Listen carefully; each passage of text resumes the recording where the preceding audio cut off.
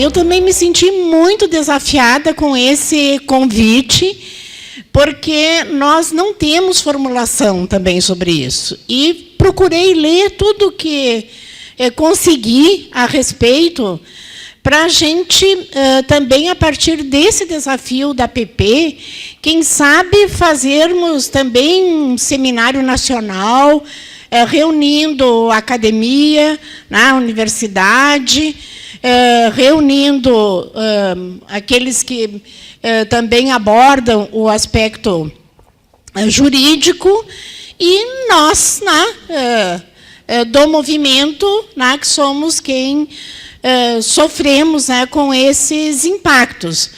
Porque, vejam, tem temas que o movimento trouxe para o debate, inclusive da universidade, dois importantes.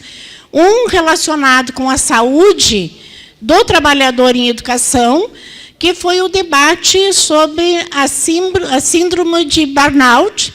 Outro debate incorporado na legislação brasileira, que foi a questão da profissionalização dos funcionários da educação. Foi oriundo do movimento. O movimento trouxe a discussão e acabou processando esse debate e virando, no caso dos funcionários, norma legal e política pública. Então, eu acho que isso é desafiador. Eu fiquei, então, pensando em como começar essa abordagem, fazendo uma rápida retrospectiva aqui de quem nós somos. Nós, os e as profissionais da educação, somos mais de 80% de mulheres nos estados, municípios, no país, e isso deu algumas pistas para a gente poder explicar também o que sofremos nós, mulheres e homens, a partir dessa entrada das mulheres no mundo do trabalho, que ela cedeu pela educação e pela saúde, basicamente. Nós temos uma demarcação ideológica muito forte no ingresso no mundo do trabalho na área da educação, que foi a jornada parcial, que permitia às mulheres trabalhar fora de casa, mas ter o tempo de voltar para casa, fazer comida, cuidar dos filhos, enfim, todas as outras tarefas.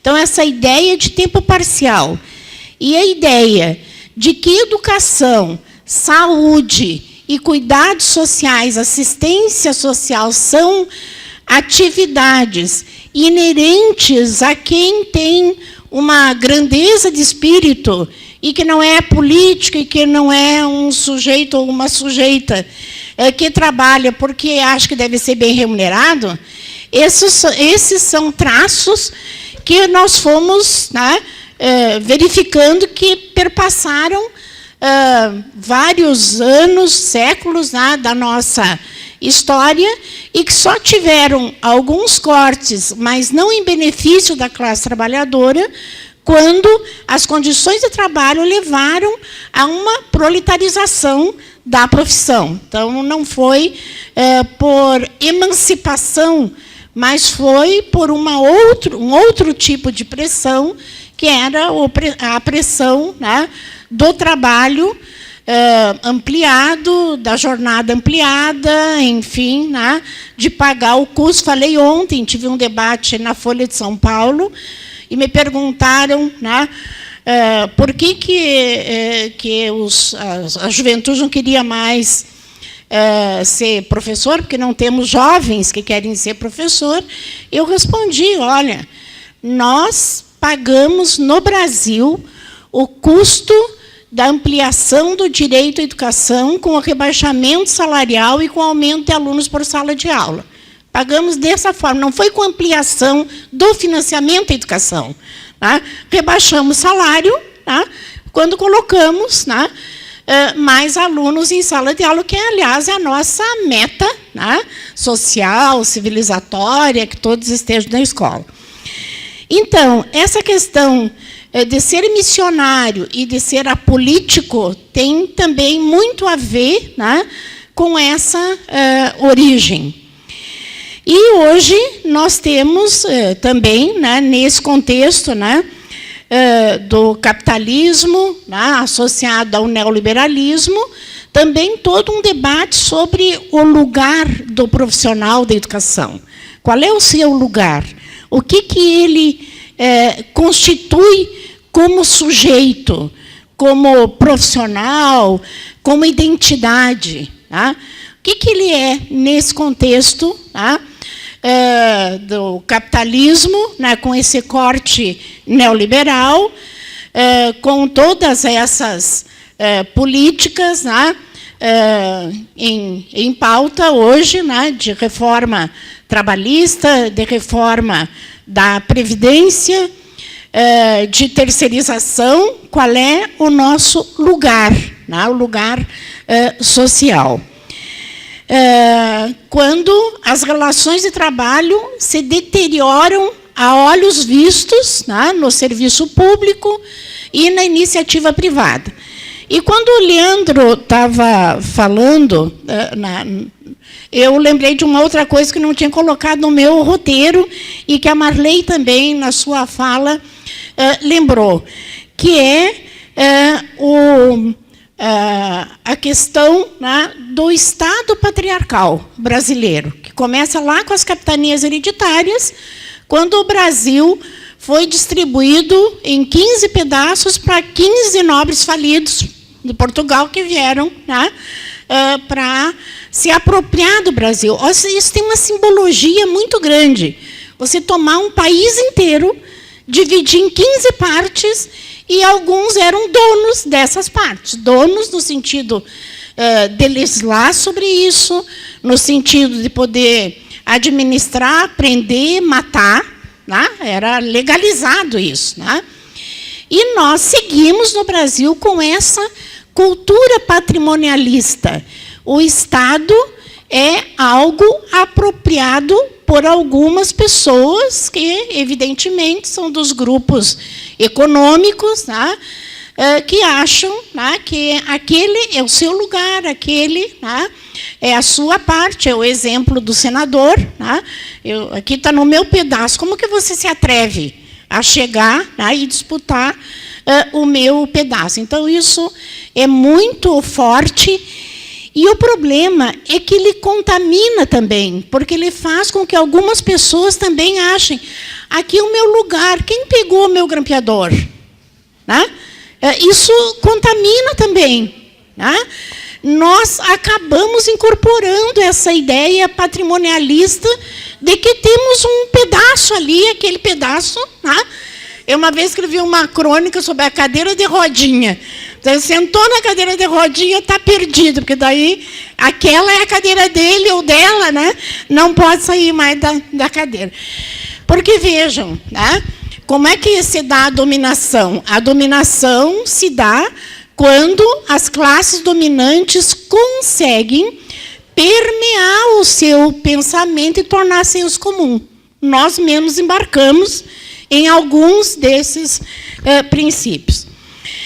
Então, acho que é nesse contexto que nós temos que fazer o debate agora, né, num período de extrema violência contra a democracia, contra os movimentos, contra quem ousa pensar de forma diferente dos neoliberais, que não são só os da esquerda. Não são só os da esquerda, são pessoas que têm visão humanista, por exemplo. Né? E essas pessoas também, né, elas fazem parte, né, de um contexto que aponta as contradições do neoliberalismo, e, por isso, elas também têm que ser desconstituídas, elas também têm que ser descaracterizadas, elas também têm que sofrer o impacto da mídia. Eu tenho um amigo que fala que a mídia é um poder irrecorrível, porque se aparece num jornal de âmbito nacional algo dito em 30 segundos, o estrago nunca mais é recuperado, porque você não tem poder de resposta. Não é a mesma coisa que receber uma sentença e recorrer para o judiciário. Não. O dano da mídia é irreparável. Tá?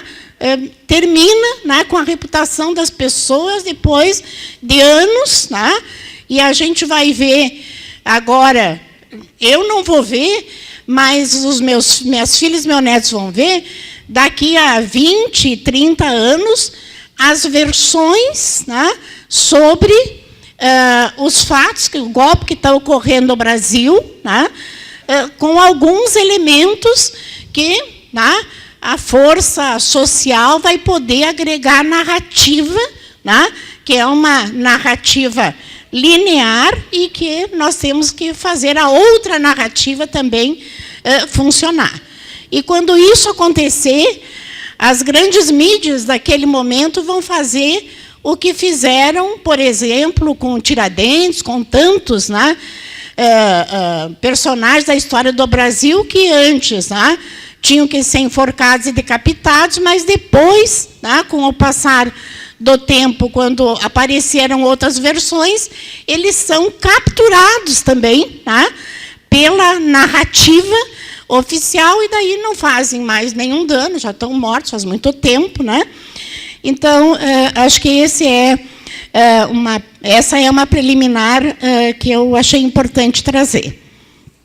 Uma outra questão que eu aqui vou apresentar, com a licença da Marley, porque eu estou fazendo um trabalho para a CNTE, ainda não apresentei para a CNTE, e já vou apresentar um dado aqui, né? Que são os questionários que a gente aplicou no Congresso da CNTE sobre a questão da saúde do profissional, do trabalhador em educação. Então, tem um item, o item 4.1, que fala das condições existentes nas escolas e no ambiente de trabalho que os entrevistados entenderam que impactam na sua saúde. Entre essas condições estavam, por exemplo, a avaliação de desempenho descontextualizada das condições de trabalho, bullying por aparência física, bullying por orientação sexual, bullying por identidade de gênero, por questão racial, desvios sistemáticos das funções específicas do cargo, domínio insuficiente das tecnologias de comunicação e informação, excesso de normatizações curriculares e de atribuições extracurriculares, falta de identificação do trabalho com o projeto político-pedagógico da escola, falta de projeto profissional, que é o trabalho provisório, formação inicial, continuada, fragilidade ou inexistência da gestão democrática na escola, na instituição, inadequação de procedimentos pedagógicos, enfim, várias questões. E aí as respostas, em ordem crescente de todos esses itens, eu tomei 10. A 10ª foi a seguinte: rotinas escolares pouco propícias à iniciativa e à criatividade. A 9ª, pouca interação da escola ou da instituição com a comunidade escolar. A 8ª, fragilidade ou inexistência de gestão democrática no sistema. A 7ª, aqui é assessoria boa, excessivo número de alunos por turma. A 6ª, dificuldade para motivar os estudantes e ou manter ambiente propício às atividades escolares. A 5ª, jornada de trabalho excessiva. A 4ª, falta ou precariedade de material pedagógico. E a 3ª, assédio moral por concepções ideológicas. Foi a 3ª resposta. Depois, a 2ª, foi dificuldade de aprendizagem dos estudantes. E a 1ª, acúmulo de cargos, funções ou atividades. E eu observei que, claro, elas dialogam e se relacionam entre si. Tá? Essa era uma pergunta cuja resposta era de múltipla escolha, a pessoa podia colocar mais do que uma resposta, mas ficou muito claro o número, né, de entrevistados e entrevistadas que colocaram a questão do assédio moral por concepções ideológicas, que era essas perguntas, na medida do possível, eu fui também extraindo de outras pesquisas da CNTE para ter algum parâmetro comparativo, embora a pesquisa aplicada no Congresso tenha sido de um outro universo, né? Não diretamente na escola, como foram outras pesquisas da CNTE. Como o Eduardo também fui fazer uma pesquisa, tanto na área da saúde, como no próprio tribunal, e também constatei, né, que o assédio moral no ambiente de trabalho é caracterizado por várias ações executadas por parte do empregador ou seus prepostos contra o empregado, como violência psicológica, constrangimento, humilhação e perseguição. Ao contrário do assédio sexual já tipificado no Código Penal, o assédio moral ainda não faz parte, a rigor, do ordenamento jurídico brasileiro, que é na página do Tribunal Superior do Trabalho. Então, como a gente ia fazer esse debate, eu fiquei pensando, como não temos produção, e uma das formas também de evidenciar os problemas é fazer mais perguntas, né? Tornar mais denso, complexo, isso não consta no ordenamento.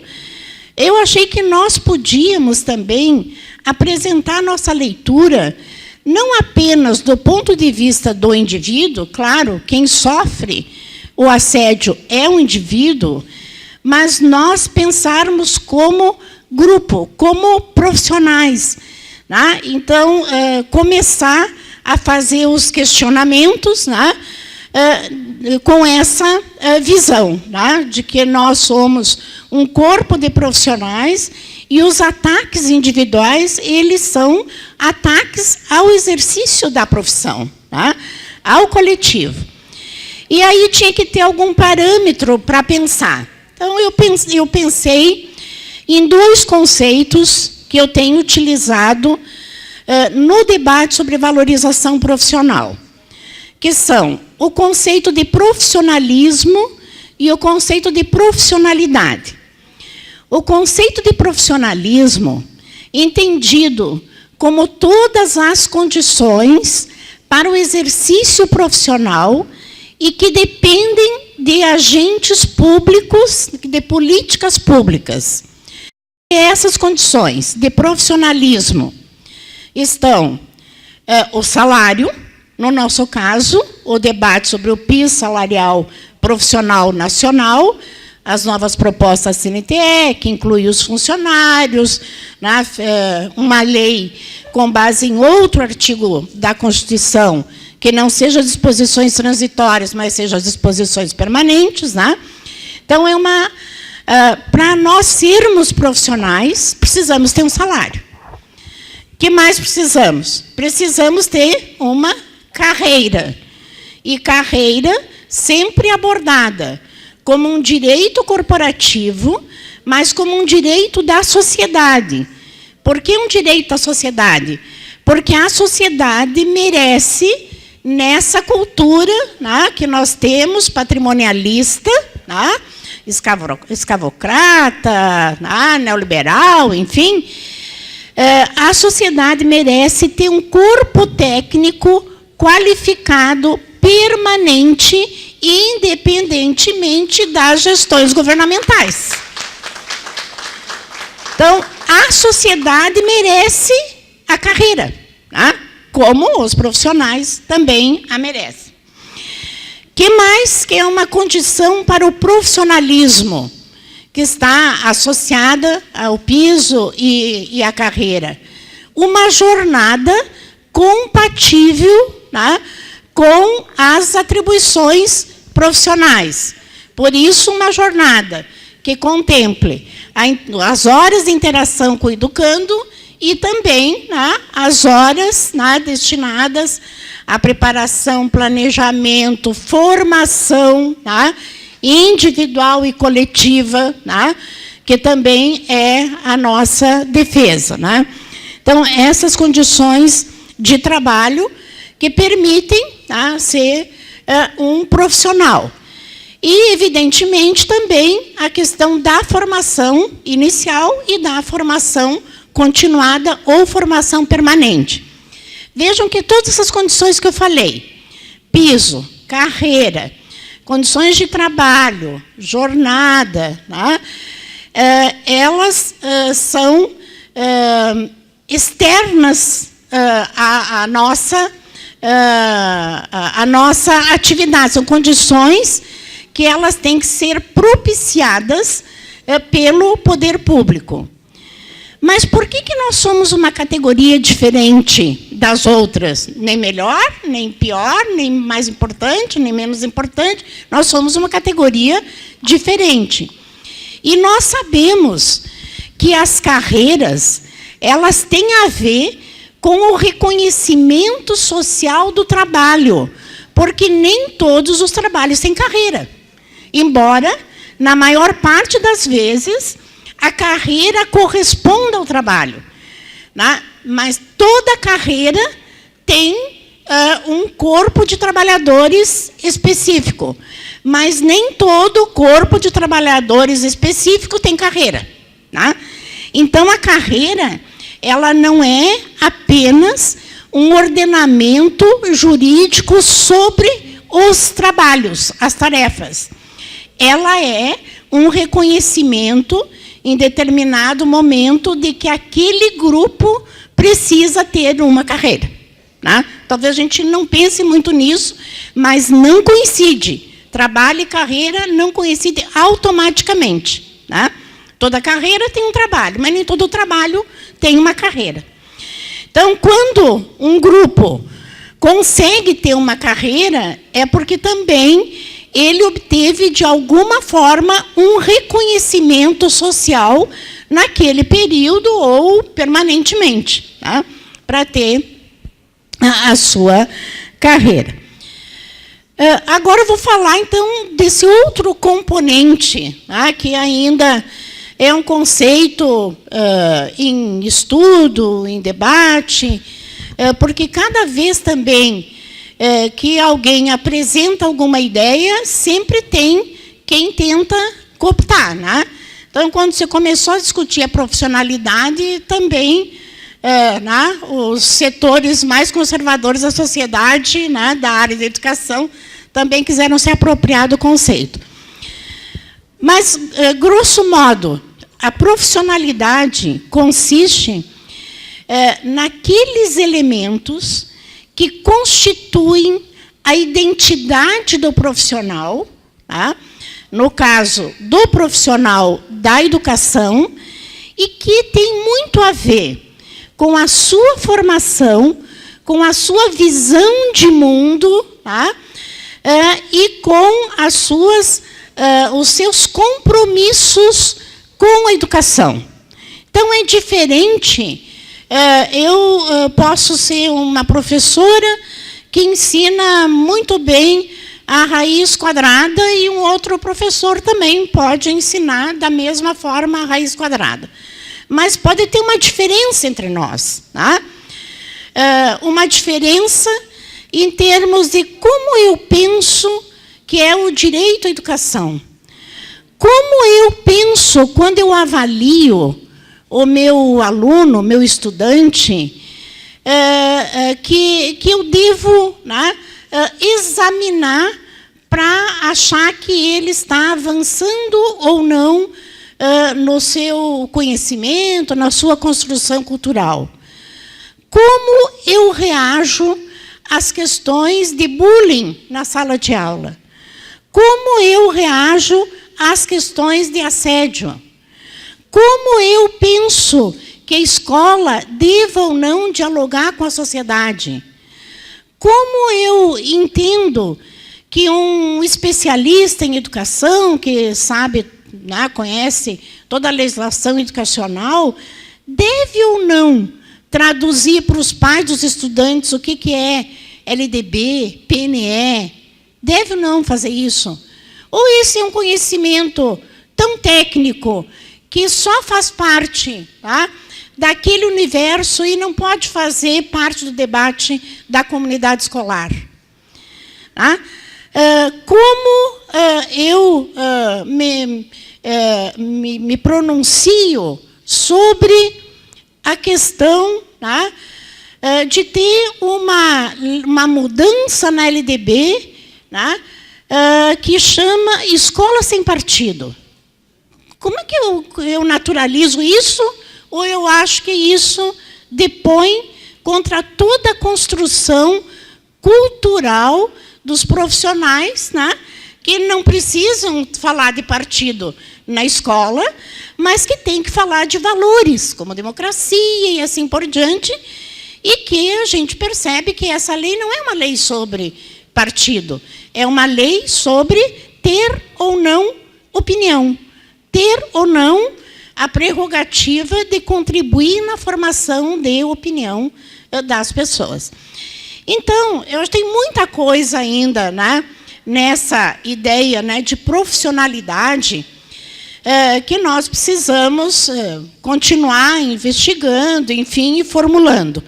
Mas só para dizer como é que eu coloquei as propostas para a gente debater nesses dois eixos, né, de profissionalismo e de profissionalidade.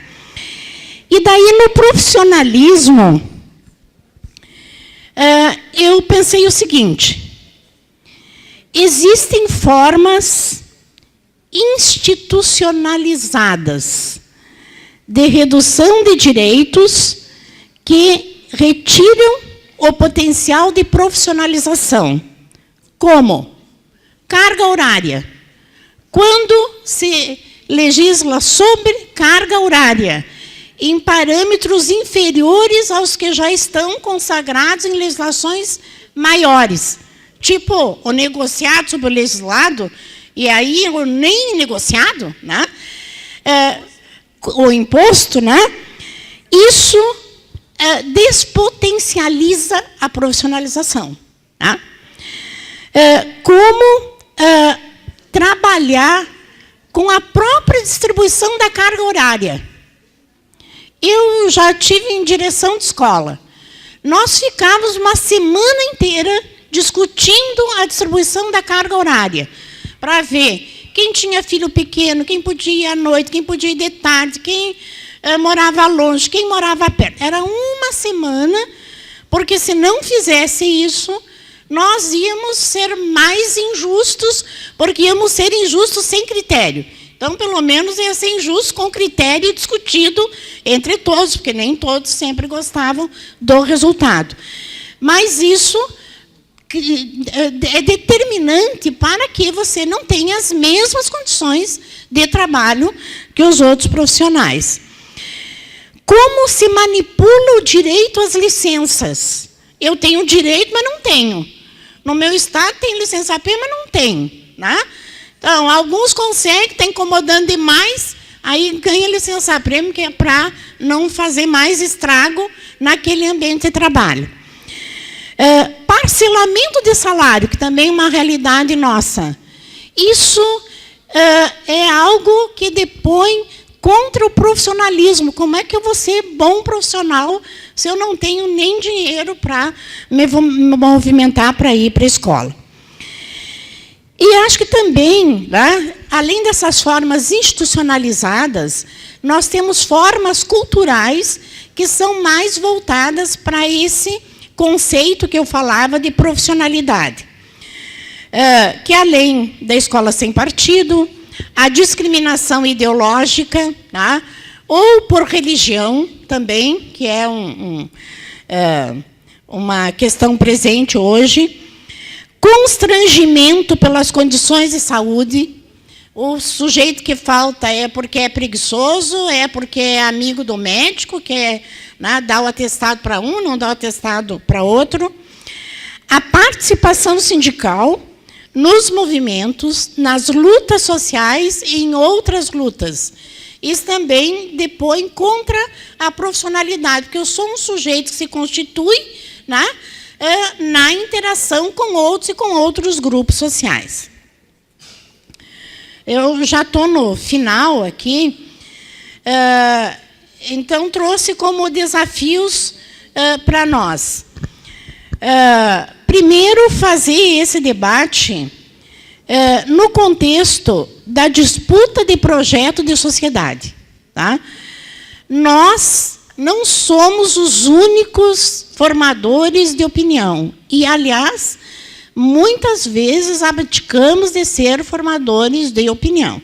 Cada vez que a gente abre mão disso, abre espaço para outras instituições, né, como dizia o Althusser, né, que também formam a opinião, que são a imprensa, as religiões, os políticos, que é sua tarefa também. Né? Cada vez que nós abrimos, né, mão, são outros espaços que se fortalecem na formação de opinião. Então, nós temos que estar na disputa do projeto de sociedade, com muitas coisas que nos unificam. Tem coisas... nós somos plurais também. Né? Mas, por exemplo, a defesa da democracia, acho que é um fator, né, que unifica todos e todas as lutadoras sociais, né, vinculados à educação. Sabemos o quanto isso é importante para assegurar direitos, a defesa de direitos, a defesa do Estado indutor desses direitos. Né? Enfim, uma sociedade que tem um horizonte socialista, que nós, como é horizonte, ainda não atingimos, mas que o professor Emir Sader tem uma formulação muito importante, que é, nós não atingimos, mas caminhamos. E como é que nós caminhamos? Uma forma importante de defender um outro tipo de sociedade é o fortalecimento da esfera pública. Porque só o fortalecimento da esfera pública permite que nós ampliemos os direitos. Porque não é o mercado que vai dar direito, é a esfera pública que vai garantir direitos. Então, esse é um caminho, né, na disputa da sociedade. Outro é de conscientização da sociedade. Isso nós temos também que fazer uma autocrítica. Nós temos uma imensa capilaridade. Olha com quantas pessoas nós convivemos diariamente, semanalmente, e potencialmente com quantas pessoas podemos conviver. Né? Então, nós não temos a mídia, né? Mas nós temos outras formas também de diálogo. A discussão nas escolas e nos locais de trabalho. E um problema, para existir, ele tem que ser formulado, tem que ser verbalizado, senão ele não existe, né, como problema para nós. Então, eu quero encerrar também com isso, que o Eduardo também utilizou para encerrar a sua fala. É fundamental essa discussão trazida pela APP, porque é um debate que não tem respostas. E, neste momento, o que nós temos é que ampliar as perguntas. Não tem resposta, vamos ampliar as perguntas. E vamos também ampliar a discussão, tá, para a nossa confederação, mas também focar esse debate nas escolas. Precisamos ter um tempo para discutir entre nós, porque o grande problema do assédio, o grande problema da falta de democracia, o grande problema, claro, está na sua natureza, no seu conteúdo, mas especialmente no fato de nós o tomarmos como individual. Porque, na medida que nós achamos, eu tenho problema de saúde, eu não consigo chegar no horário, eu tenho que cuidar da minha mãe, eu tenho que fazer pão ou bolo para vender, porque eu ganho pouco. Quanto mais eu penso nessa perspectiva, menos eu concorro para que esse problema seja visível como um problema de categoria, de grupo, de profissão. Então, não nos isolarmos, né, nas nossas questões, socializarmos e verificarmos que isso que hoje afeta uma pessoa, não afeta aquela pessoa, afeta aquele grupo, né, do qual nós participamos. E aí sejamos solidários, né, com essa pessoa, mostrando, né, essa amplitude e a dimensão social do problema. Que o reflexo individual, quem adoece sou eu, é você, né? Mas o adoecimento não é o mesmo adoecimento de uma outra categoria. É um adoecimento que reúne vários elementos da mesma categoria funcional. Então, vocês estão de parabéns. Eu não trouxe respostas, trouxe algumas perguntas novas, né, que é como a gente vai produzindo, né, a nossa formulação, também ela, né, com as experiências individuais, mas também ela necessariamente coletiva. Muito obrigada. Muito obrigada, Jussara.